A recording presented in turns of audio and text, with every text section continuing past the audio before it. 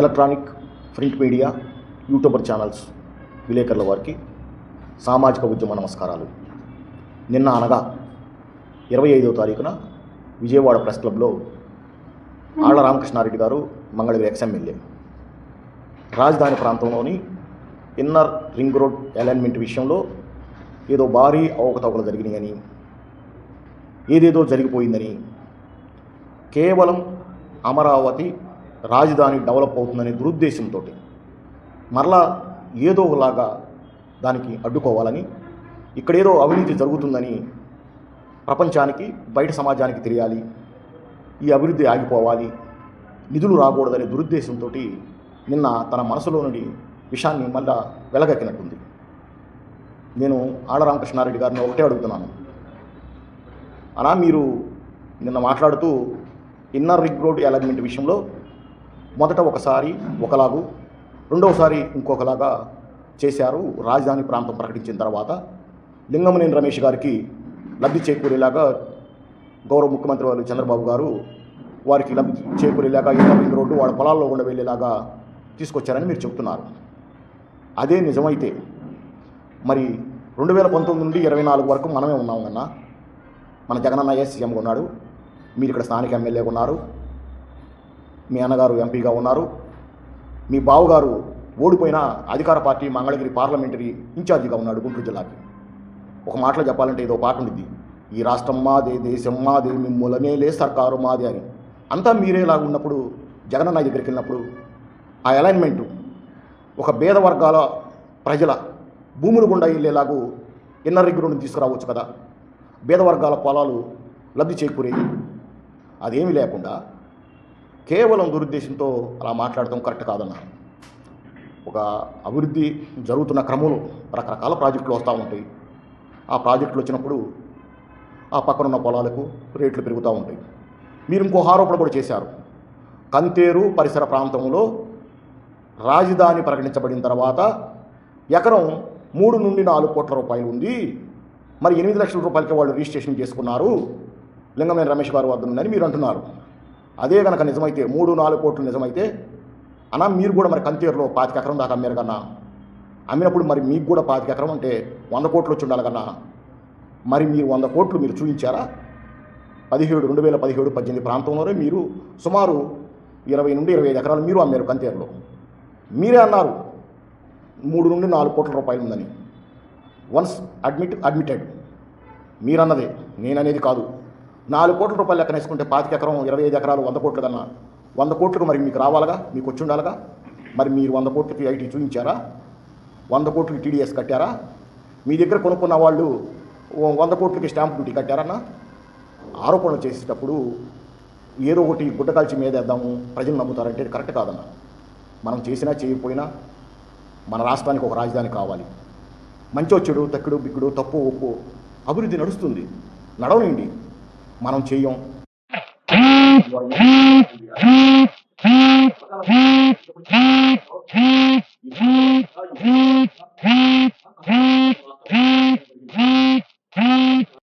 మీరు ఒకసారి దృష్టిలో పెట్టుకోండి. అంతేగాని ఏదో ఒకటి రాజధానికి మనం సహకరించలేదని, 3 రాజధానులని పిచ్చి పిచ్చి మాటలు మాట్లాడామని కేవలం అది ఆలోచించండి. జగన్మోహన్ రెడ్డి గారు కూడా ఆలోచించండి. మరి మీకు తెలిసి వీళ్ళు ప్రెస్ మీట్లు పెడుతున్నారో కొద్దిమంది, లేకపోతే ఆళ్ల రామకృష్ణారెడ్డి లాంటి వాళ్ళు మీ నోటీసులోకి రావాలని, మళ్ళీ ఎక్కడ చోట టికెట్లు కావాలని ఏదో ఒకటి చంద్రబాబు నాయుడు మీదో లోకేష్ గారి మీదో కేసులు వేస్తే పని పాటు చేయరు, ప్రజల్లోకి రారు, వీళ్ళు పని చేయరు, ఏసీ రూమ్లో కూర్చుంటారన్న జగనన్న. వీళ్ళు ఏం చేస్తారంటే ఏదో ఒక పిచ్చి పిటిషన్ కోర్టులు వేస్తారు, వేసేసి 2 రోజులు మీడియా ముందు జబ్బలు ధరుస్తారు. జబ్బలు ధరిచి మీ దగ్గరకు వచ్చేసి టికెట్ల కోసం కొట్లాడే బ్యాచ్ ఇది. కొద్దిమంది బయలుదేరారన్న జగనన్న, మీరు గమనించాలి. ఈ ఆళ్ల రామకృష్ణారెడ్డి అంటే బ్యాచ్ని బూతులు తిడటం, జైలుకి వెళ్ళటం, నీ దగ్గర రావడం, చంద్రబాబు నాయుడు గారి మీద కేసులు వేయటం, నీ దగ్గర రావడం. వీళ్ళు ప్రజల్లో ఉండరన్న. ఎలక్షన్ వచ్చే సమయానికి ఒక 100 కోట్లు తీసుకొని వస్తారు, ఎందుకంటే ఊర్లు దోసుకొని ఉన్నారు. ఎలక్షన్ వచ్చే సమయానికి ఒక 100 కోట్లు తీసుకొని వస్తారు, ఏదో టికెట్ అంటారు. ఇలాంటి వాడి వల్లే మనం ప్రభుత్వాన్ని ఫామ్ చేయలేకపోయింది. జగనన్న రాజధాని విషయంలో ఎంత గమ్ము నుండి, ఎంత ఒద్దిగ్గా, ఎంత విఘ్నతతో ప్రదర్శిస్తే మంచిదన్న. ఎందుకంటే రాజధాని అనేది ఒక మహత్తరమైన బౌద్ధం నడియాడిన ప్రాంతం అన్న అమరావతి. రాజధాని గొప్ప ఉద్యమం అన్న జగనన్న. ప్రపంచ చరిత్రలో స్వాతంత్రానికి ముందు స్వాతంత్రం తర్వాత ఒక ప్రధాని కానీ మంత్రి కానీ ముఖ్యమంత్రి కానీ అడగగానే అన్నా జగనన్న స్వాతంత్రానికి ముందు కానీ స్వాతంత్రం తర్వాత కానీ ఒక రాజును కానీ ఒక ముఖ్యమంత్రి కానీ ప్రధాని కానీ నమ్మి ఇంతవరకు ప్రపంచ చరిత్రలో స్వచ్ఛందంగా రైతులు వచ్చి 33,000 ఎకరాలు ఇచ్చిన దాఖలాలు లేవన్నా. ఇది చరిత్రన్నా, ఇది చరిత్రన్నా. 1 ఎకరం 2 ఎకరాలు కోల్పోతే రైతు తన సర్వస్వాన్ని కోల్పోతాడు. అటువంటి క్రమంలో ఒక రక్తం బొట్టు చెందకుండా ఒక్కడు కూడా ప్రాణహాని కాకుండా ఏ రైతు కూడా నష్టపరిహారం కాకుండా 33,000 ఎకరాలు స్వచ్ఛందంగా రైతుల దగ్గర నుండి సమీకరించడం అనేది చాలా గ్రేట్ అన్న ఇది. కాబట్టి మనం సహకరిద్దాం. ఆ 33,000 ఎకరాల్లో రైతుకు లబ్ధి చేకూరుస్తూ కొంత ప్రభుత్వానికి కార్యాలయాలు కడుతూ మరలా ల్యాండ్ బ్యాంకు సుమారు 10,000 ఎకరం ఉందన్న. అది ప్రభుత్వ ఆస్తి, ప్రజల ఆస్తి అన్న. అలాంటి బృహత్తర కార్యక్రమాన్ని మనం సహకరిద్దాం. వీళ్ళ పిచ్చి మాటలు నమ్మకుండా రాజధాని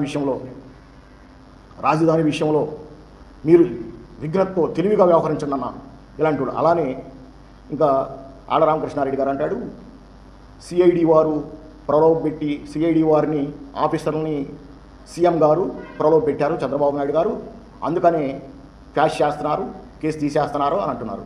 అన్న మరి 2022లో మీరు పిటిషన్ వేశారు, అప్పుడు సిఐడి వారు ఉన్నారు, అప్పుడు జగనన్న ప్రలోభపెట్టాడా? మీరు ప్రలోభపెట్టారా? అదేమంటే law and order Chandrababu Naidu చేతిలో ఉంది అని అంటారు.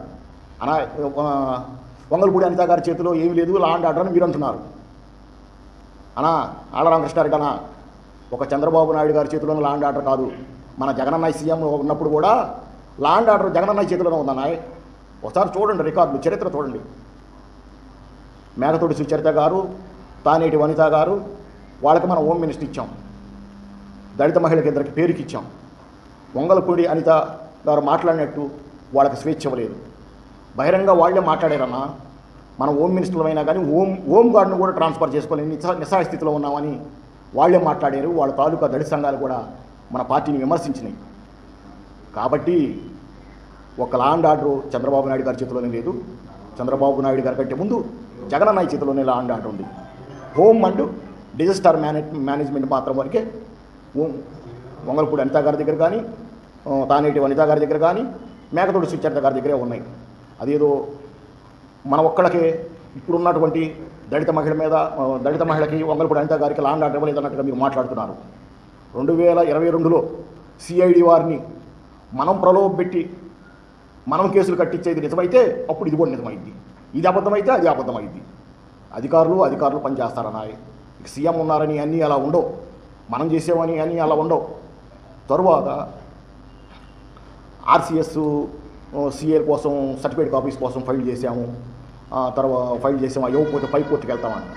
ఏ పిటిషనర్ అయినా అక్కన్నా ఇర్రెలెవెంట్గా చిన్న వాటికి కూడా పెద్ద ఏదో జరిగిపోతుందని కోర్టులో ఇవ్వకపోతే పై కోర్టుకి వెళ్తానని అవి వేస్ట్ మాటలు నాకు తెలిసి. తరువాత మీరు నిజంగా ఇంకొకటి అధికారులను కూడా బెదిరించే దూరంలో మాట్లాడుతున్నారు. వాళ్ళు రాజ్యాంగబద్ధంగా వ్యవహరిస్తున్నారు. డీజీపీ గారు అలానే రవిశంకర్ అయ్యన్నర్ గారు చేస్తున్నారు. నిజంగా వాళ్ళు చేసి ఉంటే పెట్టండి, ఇప్పుడే పెట్టండి. వాళ్ళని బెదిరించే దూరంలో మీరు ఐఏఎస్ ఐపీఎస్లు మీ సంగతి చూస్తాను అని అంటున్నారు. అది కరెక్ట్ కాదు. నేను ఎమ్మెల్యే అవుతాను, ఎంపీ అవుతాను, మీరు రిటైర్డ్ అయిపోతారంటే ఒకటి గుర్తుపెట్టుకున్నా, మనం ఎమ్మెల్యేలు ఎంపీలు అవ్వచ్చు, కానీ నువ్వు ఐపీఎస్ అవుతావు. ఇప్పుడు అదే ఐపీఎస్ వీఆర్ఎస్ ఇచ్చిన తర్వాత ఎక్కడో చోట మళ్ళీ ఎంపీ అవుతాడు. అదే ఐపీఎస్ ఎక్కడో చోట ఎమ్మెల్యే అవ్వచ్చు. నువ్వు అవుతావా? నేను అవుతానా? ఐఏఎస్ ఐపీఎస్లు బెదిరింపు ధోరణి కాదు. అధికారుల చేత మనం పని చేయించుకోవాలి. నా మంగళగిరిలో నేను రాజధాని ఉండగా, నా మంగళగిరిలో నేను ఎమ్మెల్యే ఉండగా అవకతలు జరిగింది కాబట్టి నేను కంప్లైంట్ ఇచ్చాను సిఐడి వారికి అని అంటున్నారు. మీరు ఎమ్మెల్యేగా ఉన్నప్పుడే, మనం అధికారంలో ఉన్నప్పుడే మరి డీజీపీ ఆఫీస్కి కోతవేటు దూరంలో రాష్ట్ర పార్టీ కార్యాలయం, తెలుగుదేశం రాష్ట్ర పార్టీ కార్యాలయం మీద దాడి జరిగిందన్నాయి. మరి అది రాజ్యాంగ విరుద్ధమేగా, అది చట్ట విరుద్ధమేగా, అది లా అండ్ ఆర్డర్ ప్రాబ్లమేగా. మరి అప్పుడు ఎందుకు కంప్లైంట్ ఇవ్వలేదన్నాయి? నాకే కోపం ఎక్కింది. వైఎస్ఆర్సీపీలో ఉండి డీజీపీ ఆఫీస్కి కోతవేటు దూరంలో ఉన్నా కానీ దాడి జరిగిందంటే గౌతమ్ సవాంగ్ ఉన్నాడా పోయాడా? ఆ డీజీపీ ఆఫీస్కి నేను వెళ్ళి ఒక చైన్ తీసుకెళ్ళి తాళం వేద్దాం అనుకున్నా. అంత బాధేసింది. మనం రాజ్యాంగాన్ని గౌరవించాలి, డెమోక్రటిక్గా బతకాలా. నీ హయాంలో ఇంకెన్ని జరిగినాయి చెప్పండి. మరి వాటి మీద చూడమే శ్రద్ధ, వాటి మీద శ్రద్ధ ఉండదు. మీరంటారు లోకేష్ గారు ఈమెయిల్స్ ఒక 140 150 ఈమెయిల్స్ ఉన్నాయి, వాయిస్ కాల్స్ ఉన్నాయి, వాట్సాప్ కాల్స్ ఉన్నాయి అన్నారు. మీరు 5 సంవత్సరాలు అధికారంలో ఉన్నప్పుడు ఇక్కడ ఎంతమంది పోలీసు వాళ్ళతో అధికారులతో మీరు మాట్లాడి ఇన్ని అన్యాయంగా అక్రమంగా సొంత పార్టీ కార్యకర్తల మీద, అమాయకుల మీద, ఇన్నోసెంట్స్ మీద, ప్రతిపక్ష వాళ్ళ మీద ఎన్ని పెట్టారు? మరి మీరు కూడా మొత్తం కాల్ రికార్డు, వాయిస్ రికార్డు మొత్తం తీస్తే వాటిని బేస్ చేసుకొని మేమే కూడా క్రిమినల్ కేసులు కట్టొచ్చుగా. అప్పుడు రాజధాని విషయంలో ఈ ప్రాంతవాసిగా కానీ ఈ రాష్ట్ర పౌరుడుగా నేను ఈ రాష్ట్రాన్ని ప్రేమిస్తున్నాను, నా కాన్స్టిట్యున్సీని నేను ప్రేమిస్తున్నాను, ఈ రాష్ట్ర ప్రజలను ప్రేమిస్తున్నాను, నా రాజధానిని నేను ప్రేమిస్తున్నాను. కాబట్టి క్వశ్చన్ చేయలేదు. ఓన్లీ ఇది రెలవెంట్గా ఎన్ఆర్ రింగ్ రోడ్డు అనే ఊచిని చూపించి అమరావతి అభివృద్ధిని అడ్డుకుందాం, రాజధానికి అడ్డుపడదామన్న దురుద్దేశంతో ఆళ్ల రామకృష్ణారెడ్డి అని బయలుదేరింది. కాబట్టి అందుకు దానికోసం మేము 3 రాజధానులు వ్యతిరేకించాం. నేను కూడా వ్యక్తిగతంగా వ్యతిరేకించాను. నందిగామ సురేష్ అనే వ్యక్తి 3 రాజధానికి మద్దతు ఇవ్వమని నన్ను పలిగితే నాతోటి ఉన్నటువంటి దిశశ్రేణి నాయకత్వం కూడా రమ్మంటే నేను రానని చెప్పాను. జగనన్న తీసుకున్నది రాంగు, ఇది కరెక్ట్ కాదు, ఒకటే ఒక రాజధాని ఉంది, టెక్నికల్గా మనం ఫెయిల్ అవుతాం. 3 రాజధానుల ఉద్యమం ఫెయిల్ అయింది, 3 రాజధానులు అనే మాట ఫెయిల్ అయింది, 3 రాజధానుల ఉద్యమం ఫెయిల్ అయిందని చెప్పాను. ప్రపంచ చరిత్రలో కౌంటర్ ఉద్యమాలు ఫెయిల్ అయిన దాఖలాలు ఎన్నో ఉన్నాయి. నేను ఉదాహరణగా చెప్తాను.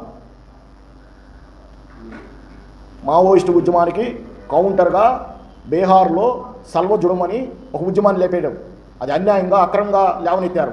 కౌంటర్ ఉద్యమం సల్వజుడం ఫెయిల్ అయిపోయింది, మహేంద్ర కర్మాన్ని చంపేశారు మావోయిస్టులు. అలానే తెలంగాణ ఉద్యమానికి సమాకేంద్ర ఉద్యమాన్ని మొదలుపెట్టారు. తెలంగాణ ఉద్యమం కోట్లాది ప్రజల ఆకాంక్ష, ఎప్పటి నుండో నడుస్తున్న బర్నింగ్ సమస్య. అందుకని తెలంగాణ ఉద్యమం సక్సెస్ అయింది, సమాకేంద్ర ఉద్యమం కౌంటర్ ఉద్యమం ఫెయిల్ అయింది. అలానే ఒక సోషల్ కాజ్ తోటి ఏర్పడి ఉమ్మడి ఆంధ్రప్రదేశ్లో సోషల్ కాజ్ తోటి మాదిగ రిజర్వేషన్ పోరాట సమితి ఏర్పడింది. దాంట్లో న్యాయం ఉంది కాబట్టి అది సక్సెస్ అయింది. దానికి కౌంటర్గా వచ్చినట్టు మాల మహానాడు ఫెయిల్ అయింది. అలానే అమరావతి ఉద్యమానికి వ్యతిరేకంగా 3 రాజధానుల ఉద్యమం మొదలైంది. 3 రాజధానుల ఉద్యమం అనేది కుట్ర, 3 రాజధానులు అనేది కుట్ర. అందుకనే 3 రాజధానుల ఉద్యమం ఫెయిల్ అయింది, అమరావతి ఉద్యమం సక్సెస్ అయింది. ప్రపంచ చరిత్రలో ఎప్పుడైనా సరే కౌంటర్ ఉద్యమాలు ఫెయిల్ అవ్వాల్సిందే, ఇది చరిత్ర. నేను వైఎస్ఆర్సీపీలోనే ఉంటాను. కొన్ని నిర్ణయాలు జగనన్నకి సలహా ఇచ్చే వాటిలో కానీ, జగనన్నకి తీసుకునే వాటిలో కానీ నేను లిఖితపూర్వకంగా కానీ నాది కలిసే స్థాయి నాయకత్వం కాదు. కాకపోతే నేను పుస్తకాలు చదివాను, సమాజాన్ని చదివాను, ఇన్ఛార్జ్ ద్వారా కానీ తెలియపరుస్తూ ఉన్నాను, మార్పు కోరుతున్నాను. అలానే నాయకుడి నుండి, పార్టీ నుండి కొన్ని నిర్ణయాల్లో మార్పు కోరుకుంటాం. మార్పు రావాలి, మారటం వల్ల తప్పేమీ లేదు. ప్రజల కోసం మనం ప్రజాక్షేత్రంలోకి వచ్చాం. ప్రజల కోసం కొన్ని నిర్ణయాలు ఒక్కోసారి మనం తప్పు తీసుకోవచ్చు, ఆ నిర్ణయాన్ని మనం వెనక్కి తీసుకోవచ్చు, తప్పేం లేదు. ఇప్పుడు ఆ జగనన్న గారు కూడా ఈ వేదిక నుండి నేను చెబుతున్న ఒకటే విన్నపం, అన్న మీరు మంచి ఉద్దేశంతో తీసుకున్నారో చెడు ఉద్దేశంతో నాకు తెలియదు. 3 రాజధానుల ఉద్యమం అనేది నాన్ టెక్నికల్ అన్న. 3 రాజధానులు సక్సెస్ కాదన్నా, ఒక రాజధాని అది అమరావతి. ఎందుకంటే మనం కూడా అంగీకరించామన్నా. సాక్షాత్తు రాజ్యాంగబద్ధంగా ఏర్పడ్డ అసెంబ్లీలో మీరే గుంటూరు విజయవాడ మధ్య 33,000 ఎకరాలు రాజధాని నేను ఆహ్వానిస్తున్నాను, ఇంకా చాలదని చెప్పారన్నా. మరి ఏ ఉద్దేశంతో మీరు 3 రాజధానులు? ఒక్కొక్క విషయం వెనక్కి తీసుకోండి, తప్పలేదన్న. ప్రజల కోసం మాది నేరం కాదు, ఘోరం కాదు. మనం అప్డేట్ అవ్వాలన్నా ప్రజల ఆకాంక్షల మేరకు మనం ముందుకెళ్ళాలి. కానీ మన నిర్ణయాలు మన ఇష్టం అని మనం వెళ్ళకూడదన్నా. ఇంకా క్వశ్చన్లు అడగవచ్చు మీడియా మిత్రులు. రామకృష్ణారెడ్డి దుర్మార్గుడు, కార్యకర్తల ద్రోహికి మొదటి నుండి చివరి వరకు జగన్మోహన్ రెడ్డి గారికి టిక్కెట్ ఇవ్వద్దనే చెబుతాం. అతని చేతి కింద, అతని రాజకీయంగా, అతని కింద రాజకీయ అత్యాచారానికి గురైన వాళ్ళు 100 మంది ఉన్నారు. ఆర్థికంగా బుక్కా పకెట్లైన వాళ్ళు 100 మంది ఉన్నారు. విలువలు లేకుండా బతికిన వాళ్ళు చాలామంది ఉన్నారు. మంగళగిరి నియోజకవర్గంలో దిశశ్రేణి నాయకత్వం చాలా మంచి వాళ్ళు. వాళ్ళందరినీ వాళ్ళ ఇష్టం వచ్చినట్టు వాడుకున్నాడు. వాళ్ళ ఉసురు తరిగిలే పోయాడు. 2024 అతను టికెట్ ఇవ్వలేదు. నిజంగా టికెట్ కోసం అతను వస్తే, టికెట్కు వచ్చే ప్రయత్నం జగన్మోహన్ రెడ్డి గారు చూస్తే ఆ టికెట్ ఇచ్చే కాడే మేము అడ్డుకుంటాం. ఒకవేళ టికెట్ ఇస్తే అతనికి పార్టీలో ఉండే వ్యతిరేకం చేస్తాం. అతను మాత్రం రాజకీయాల్లో ఉండకూడదు, అతను రాజకీయాలకు అనర్హుడు మాట్లాడే వాళ్ళు ఉన్నారు. ఇది 100,000 మంది, మీరు బయట కూడా వినే ఉంటారు. ఇది 100,000 మంది కార్యకర్తల అభిప్రాయం, 100,000 మంది కార్యకర్తల ఆవేదన, 100,000 మంది కార్యకర్తల బాధ. ఎంతోమంది మాట్లాడుతున్న క్రమంలో కొద్దిమంది ముందుకు రావచ్చు, కొద్దిమంది బయట చెప్పుకోవచ్చు, కొంత బాధని బయట వ్యక్తులు చెప్పుకోవచ్చు. అందరూ బహిరంగ చెప్పుకునే పరిస్థితి ఉండదు. కానీ ఇది యథార్థం, ఇది సత్యం. అతని రాజకీయం కింద ఎంతోమంది 100,000 మంది నలిగిపోయారు. ఆర్థికంగా, సామాజికంగా, రాజకీయంగా, మానసికంగా. బ్రదర్ ఇంకా అడగచ్చు. నేను మాట్లాడదాన్ని నా దగ్గర సబ్జెక్ట్ ఉంది. అసలు ఏం మాట్లాడతాడో చూద్దాం. సపరేట్గా మాట్లాడతారన్నాడు, కోర్టులో ఉందన్నాడు. అసైన్డ్ భూముల మీద, మా దళిత రైతుల మీద, మా మీద అంత వల్లవాలిన ప్రేమ అతనికి ఏముందో అది కూడా చూద్దాం. నెక్స్ట్ అది కూడా చూద్దాం.